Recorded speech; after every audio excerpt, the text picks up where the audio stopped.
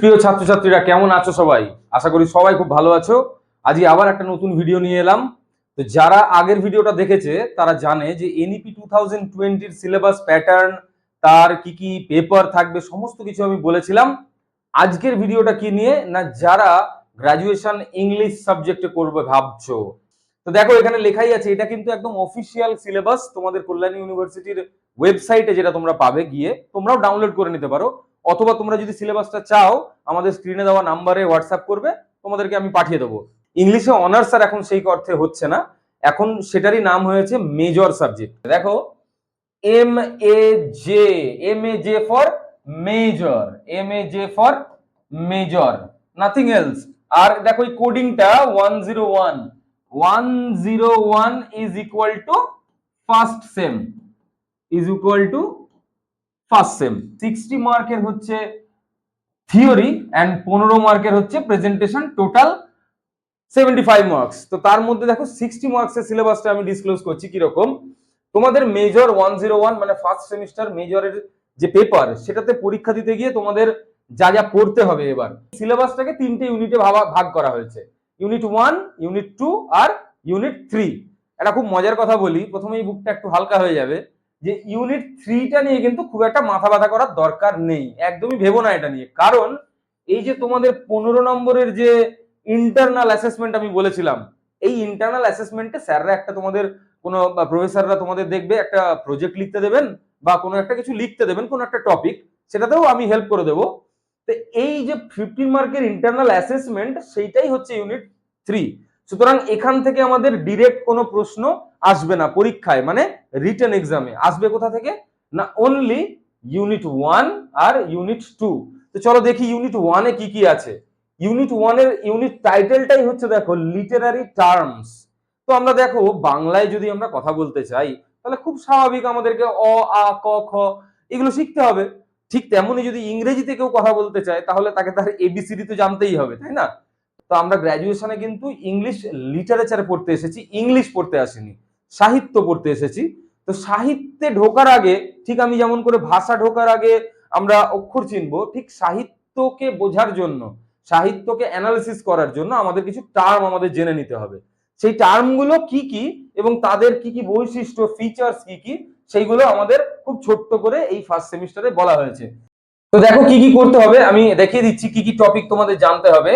এই যে দেখো লিটারারি টার্মস মানে হচ্ছে এই যে persona, it's a name of A Literary term, এবং এটা একটা লিটারারি ডিভাইস বলতে পারো।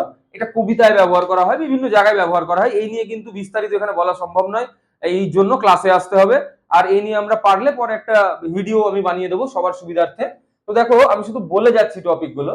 এখানে তোমাকে পার্সোনা নিয়ে পড়তে হবে, আর কি পড়তে হবে, জনরা নিয়ে পড়তে হবে, আর কি পড়তে হবে, ইমেজ বা ইমেজারি, এগুলো জাস্ট ডেফিনেশন এবং এর কিছু বৈশিষ্ট্য কিভাবে চিহ্নিত করব, এইগুলো জাস্ট জানতে হবে। খুব হ্যাবক কিছু দারুণ ডিটেলে কিন্তু পড়াশোনা নেই এই সেমিস্টারে।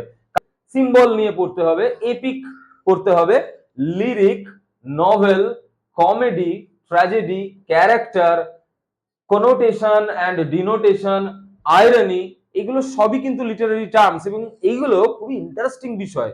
এগুলো একবার যদি জেনে যাও তখন কিন্তু খুবই মজা লাগবে, সমস্ত লেখা থেকেই খুঁজে বের করার চেষ্টা চলতে থাকবে।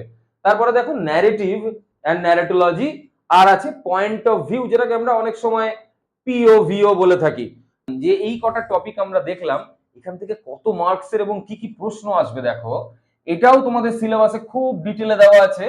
এই যে দেখো এখানে প্রশ্ন আসবে 2 মার্কের, 2 মার্কসের প্রশ্ন আসবে কটা না, লেখা আছে দেখো একদম পাশে লেখা আছে 2 মার্কের প্রশ্ন, তোমাকে উত্তর লিখতে হবে 10টা, থাকবে কটা 15টা, মানে কি দাঁড়াচ্ছে 15টা প্রশ্ন থাকবে, তার মধ্যে তোমাকে বেছে উত্তর দিতে হবে 10টার, each carries 2 marks is equal to 20 marks, হয়ে গেল।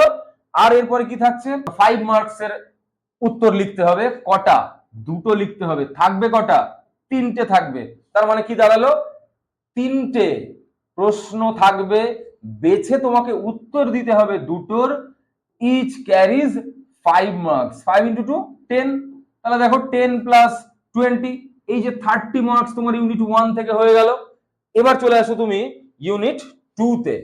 দেখো এই এই পার্টটা, একাডেমিক রাইটিং পার্টটাতে কি কি আছে, অল্প কিছু জিনিস, একদম সামান্য কিছু জিনিস আছে।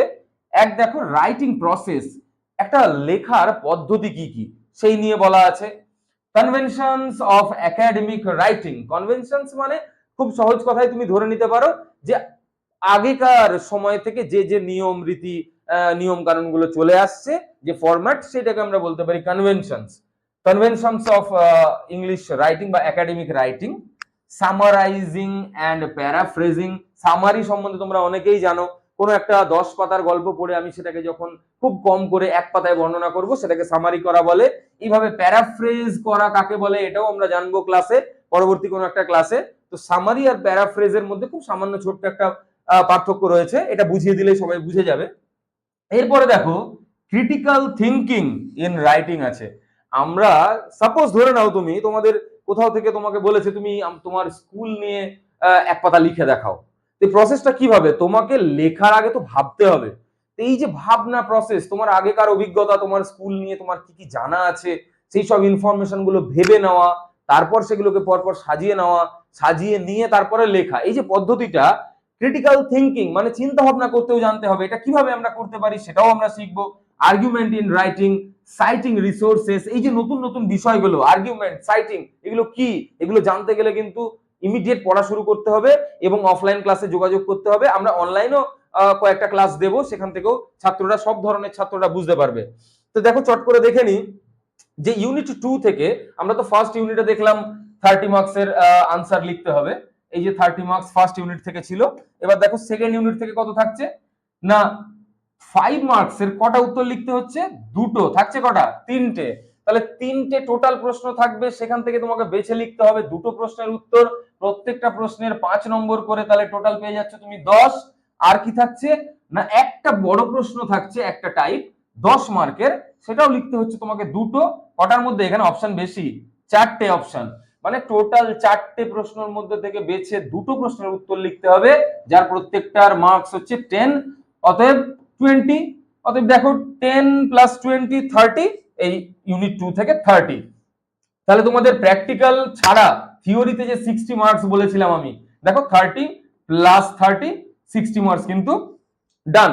এবার তোমাদের বাকি থেকে যাচ্ছে 15 মার্কস, সেটা তো আমি বলেই দিলাম। 15 মার্কসটা তোমাদের কলেজ থেকে প্রফেসররা বলে দেবেন, স্যাররা বলে দেবেন যে এই ইউনিট 3 থেকে, যে ইউনিট 3 তে যে প্রেজেন্টেশন স্কিলটা আছে, দেখো এই প্রেজেন্টেশন স্কিল থেকে তোমাদের একটা যে কোনো বিষয়ে, ইউনিট 1 বা 2 এর যে কোনো একটা বিষয় থেকে তোমাদের একটা প্রজেক্ট লিখতে দেওয়া হবে। কারণ আগের ব্যাচ আমি যেগুলো পড়িয়েছি তাদের ক্ষেত্রে যেটা ঘটেছে, তাদের কিন্তু কোনো সমস্যা হয়নি, তারা সমস্ত প্রশ্নই কমন পেয়েছে, কিচ্ছু কঠিন আসে না। সুতরাং সাহস করে চলে এসো, পড়া শুরু করো, everything will be easy and okay. আমি যেমন বলেছিলাম আমার ভিডিওতে 60 + 15 = টোটাল 75 মার্কস অন ইওর, কোথায় না মেজর পেপারে, মেজর ফার্স্ট সেমিস্টার। চলো এবার দেখে নি, আমি তোমাদের বলেছিলাম মেজরের সাথে সাথে অ্যাটাচড একটা সাবজেক্ট তোমাদের থাকবে, সেটা হচ্ছে সাবজেক্ট নয় ঠিক পেপার, এসইসি পেপার, মনে পড়ছে নিশ্চয়ই, এসইসি স্কিল এনহ্যান্সমেন্ট কোর্স, সেটা 35 মার্কসের থিওরিটিক্যাল এক্সাম হবে বলেছিলাম। চলো সেই সিলেবাসটা একটু বের করা যাক, সেই সিলেবাসটা আমরা একটু দেখে নিই।